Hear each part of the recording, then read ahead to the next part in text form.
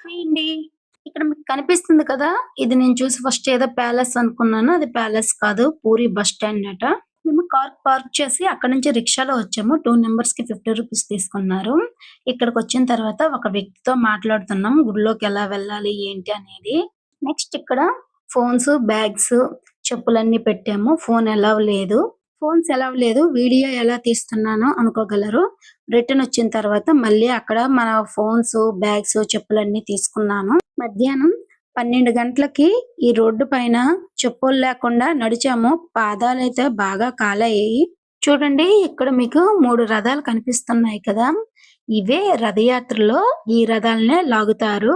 మన ఆంధ్రాలో గుడికి వెళ్ళాలంటే లైన్‌లో వెళ్తామండి అలాగా. ఇక్కడైతే అస్సలు లైన్ ఏం లేదు. చిన్న పిల్లలతో వెళ్ళాలంటే చాలా కష్టం. నాకు వెళ్ళిన తర్వాత అర్థమయింది. మళ్ళీ లంచ్ టైమ్‌కి సేమ్ అదే రెస్టారెంట్‌కొచ్చాము.